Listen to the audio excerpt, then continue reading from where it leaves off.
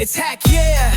We're breaking the mold. Code breakers here, dropping gems of gold. From boardroom plays to cubicle hacks, we crack the code so you don't fall flat. And I'm the Pathfinder, clearing the way, helping you rise up every work day. From first jobs to next level tracks, we teach what works, no fluff, just facts. Hack what, hack yeah. Hey, welcome back to Hack Yeah, where we drop micro innovation that spark macro results. I'm Gary Kam, your co-breaker, and I'm joined with the ever-curious, always insightful Pathfinder, Kim King herself. Guys. So Kim, what's the pause on your desk? Pause, Arti, remember this? I do remember. This was actually a gift from Arti. I have it on my desk now. And I wasn't going to read it, but I'm going to try to read this because many times as women, I'm going to say as women, but this is for anybody, right? This pause, sometimes you have to, when you feel yourself getting worked up, just pausing and to yourself, I want to read this real quick. She finds herself awake again all throughout the night when the evening blurs into the morning sky and still peace is not in sight. The room is quiet, but her thoughts are loud, her mind lost in the wild of her worries. Struggling in silence, she keeps waiting for the exhale, for her fears to part. But there's a battle within her mind, there's a war within her heart. Taking a moment to pause, she allows herself to rest, regaining her peace and strength with each and every breath. Letting her chest rise and fall, she takes these thoughts in and slowly lets them go. Realizing that grace can still find her, even if steady breathing is all that she can do. In the moment of clarity, she realizes that her anxiety does not define her. Her worries do not hold her worth. Being okay does not always mean being all right. It's okay to come undone, for it's only in the darkness that she can discover the power of her own light. And Arti doesn't know, but there's so much, I don't know all of her struggles, but I know some of them that she's been through as we were at Elkay together. But power of her own light, I think that defines Arti here, and I am so proud of her and her journey throughout what she's done with her career. So today we're unlocking a power move for any professional aiming to lead with intention, executive presence, and leadership. Not just how you walk and talk, but how you influence, inspire, and ignite that action in others. Yeah. Oh, go ahead. I was say it's so interesting. I have this on my desk as well. Great. So it is something that I have to reflect on sometimes. So, Right. Thank you, Arti. So, and today we got someone special. My former mentor and phenomenal leader, Arti Lyde, the Vice President and General Manager at ITW. She led the global business across water, air quality, and products innovation. Her resume is stacked. You can check it out on LinkedIn. And she has a lot of video actually for fellows right now. So check it out. And so she worked with fellows, Elkay Manufacturing, where we met and developed our relationship. Eco Water, Ingersoll Rand, and more. There's a lot in there. I can't even say it all in this part. Proven track record. Like I can say, this woman has done it all. Proven track record in global product management. Arti has successfully opened new markets, enhanced margins, orchestrated portfolio diversification, translating these achievements into innovative market and brand strategies. She's got 20 plus years. Doesn't look like it, does she? 20 plus years of hard-earned She started when she was 2. in business process improvement, cross-functional leadership, and marketing strategy. But what sets her apart, and this is what I'm saying I am so proud of, is the way that she actually shows up. Yes, and Arti, very happy you're here. Welcome to Hack Yeah. I am humbled to be here, and sometimes when you say those things, I'm like, I guess I did all those things. Yes, you did. So thank you, Kim. Thank you, Gary. I really love this show. I love the vibe of the show. I told you I loved the hook. I think it's impressive. But I think really just how you are bringing it down to earth and making business and leadership feel accessible. And that really matters, I think, today. Awesome. Thank you. Great. Thank you. Thank you so much. So you've led global product teams, run strategic units, and now you're leading from the top. So let's rewind a little bit though. When did you first get a taste of what leadership presence really means? I guess I'll actually start with Sorry, guys. 2 stories. One probably because I saw it from someone else. So kind of looking back, one of my earliest moments was actually one of my first jobs when I began to really understand what leadership presence was. And that was at my time at McMaster-Carr. Luckily, I was given an opportunity where If anyone's familiar with that product, it's a big giant yellow book. So in the industrial space, and there were some blank pages, and I was given an opportunity to really fill the page. Wow. And what that meant was really being able to understand where and drive clarity where there was none that existed. And it also took me a long time to really realize just what my boss at the time had done and the impact of that opportunity. It allowed me to be curious. I was able to ask questions, challenge assumptions, and explore things that were kind of beyond the obvious. I was able to stretch my capabilities. I had to make decisions when there wasn't a roadmap, take ownerships of good outcomes and maybe some bad ones, and at the same time really communicate clearly and confidently across levels, because I had to convince not only my boss but my boss's boss, right, that this was the right thing for us to do and how to expand. I think, and most importantly, I learned is that we talked about, and you just shared, I think, in a previous episode, leadership presence isn't necessarily granted to you. It's not a role. Right? It's earned through your action, your insight, the way that you can carry forward, especially in times of uncertainty. Are you composed, and are you doing it with intention? I love that. I love it. So if I think about it, then as I said, the second story is really if you fast forward a few years. Yeah. And I'd say I really got my first taste of leadership presence during my time at Wagner Spray Tech. I was brought in to really expand this business into a whole new segment. So while I had done the research and I understood the market opportunity, I really didn't understand how I was going to actually bring people along to see this new space that we wanted to enter. And so I remember I had a team meeting. I shared out a lot of things around what I thought was a really rock solid plan, right? Technically flawless. I connected with everyone, but there was just silence. And I looked around the room. There was really no energy. There was no buy-in.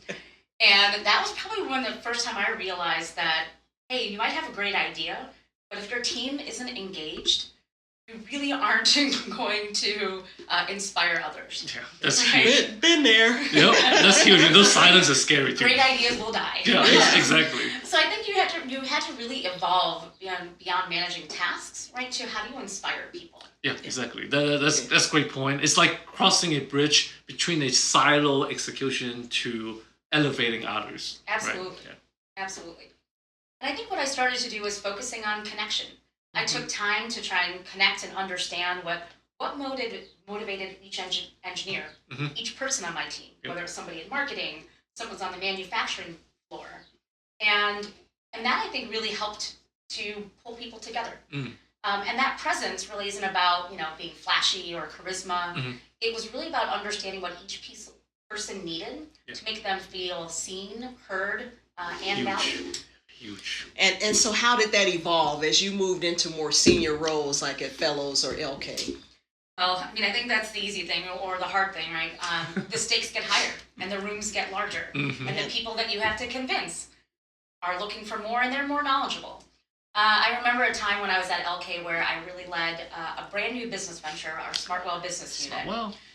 Where Smartwell, from a sourcing standpoint, Gary led the Smartwell from sourcing, right? And Arti was over the whole business. We call it the mission to Mars. Right. We were taking a business that was down here, right, in basic kind of drinking water and taking it to somewhere else, right? Yeah. We were driving disruptive innovation in water delivery. It was a whole new category for the business, whole new distribution channels, new operational channels, challenges, whole new supply chain challenges. We're building a new business.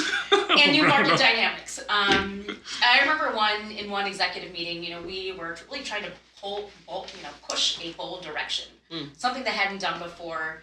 We had a lot of data that tried to back up our decision, but the room was really pretty hesitant.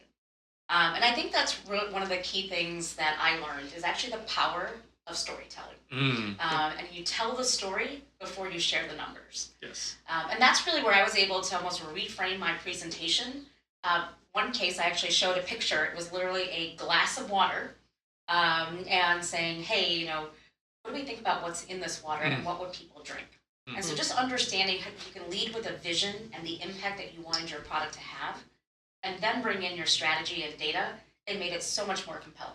Yeah. And storytelling is going to be another part. We just have to find the person to to do it for us. But storytelling it will make people to turn emotion into a logic, right? Like they make them Absolutely. have that emotion into that buy-in. Is very huge. Yeah, and so I think that's where executive president isn't about like yelling, being the loudest in the room, but you do want to anchor the room. Yeah. I have learned, sometimes both good and bad, right? When you speak, people pause and they listen, they act. But they also, when you listen, they lean in. And I think that's really important. Yeah. And so right now I want to talk a little real talk. Real talk, guys. Arti obviously is a woman, a minority. So I just really want to know, for those out there where this will benefit them, what role has your identity played in your leadership journey? That has probably been a really important question in my life. I think being a woman and a minority in corporate America has meant early on that, one, I didn't see people that looked like me in the room. It oftentimes made me question whether I belonged in the room. And oftentimes there were moments where I really felt like I needed to actually be over-prepared. Did I know all the information backwards and forwards to deserve to be there? I think over time, I actually learned that my difference was my strength. Yes. I brought a unique lens to problem solving. It's how I looked through at problems that I saw and how we as a team could attack them. I could connect with people from a lot of different diverse backgrounds, from different regions of the world. Because you're also, as a minority, you kind of see those different aspects, different customs. And honestly, I think I became a better leader because I had to build, I would say, resilience, grit is probably the word, empathy, but also I think emotional intelligence pretty early in my journey. That's real and powerful. Thank you for sharing that, Arti. That's awesome. And representation isn't just about checking a box, right? It's about expanding the definition of leadership. And I think you're showing that a lot in your journey. I appreciate that. I think, and part of that executive presence, right, is not shrinking to fit the space. It's about expanding it for other people. I know I had a pleasure of mentoring you, Gary, but I also mentor other, women and men of color who are also rising leaders. And I always get so energized by not only what are they sharing with me, what I'm learning from them, but also what I can give back. You don't have to actually fit into a mold. I think that was one of the things I learned is be yourself, but be your best self. And leadership looks like you. Yeah. And I think that, and being able to see that around the room and places where I go now, and it's actually really exciting in my current company that I'm starting to see more and more leaders in a diverse background. It excites me like you cannot believe. Yeah. And this can go off the script a little bit, but because you mentioned that you're my mentor, right? Like at the time when you would become my mentor, I was like so shocked because like, oh my God, because to me at that time you are already kind of like pretty high up there, and I was like, oh. And that was like the mentorship piece that we talked about. Like it's not about the level. It's like I just shocked that you are spending time with a person like me in the room at that time. And I was like, but the relationship that we built was so amazing. Thank you. Well, and I want to speak to that just a minute if we can, if you should take it off script. Because I know that you, even Rania from another one of our episodes, were a little intimidated by Arti. Yeah. In your career, because she is extremely driven, and I don't know all the reasons why you were intimidated by her, but I know when I talked to you, you were kind of shocked by it all. Yeah. So I wonder if there's something there, a lesson in it from the side of the leader, and with people being and the other side that we can maybe speak to just for a minute. All right, Hackster. I hope you had enjoyed the interview with Arti so far. And if you are curious on how Arti answered Kim's question related to the intimidation piece, stay tuned for next Thursday. We will have it early in the morning on Thursday drop next week for you. And in the meantime, please hit that subscribe button if you haven't subscribed yet. And I don't want to be a bad guy all the time, but we haven't seen you hit the subscribe button yet. So please hit that subscribe button for us. Help us to grow the channel. And also, we have a lot of information and podcasts and articles on our website, www.hackyea.com, so hackyea.com. And also, we also built 2 different communities on LinkedIn and Facebook. Also, is under hackyea.com. So within the website, you can go link into all those communities. So with that, continue the growth, continue to build your career, and heck yeah! It's Hack Yeah, We're breaking the mold, code breakers here dropping gems of gold. From boardroom plays to cubicle hacks, we crack the code so you don't fall flat. And I'm the Pathfinder, clearing the way, helping you rise up every work day. From first jobs to next level tracks, we teach what works, no fluff, just facts.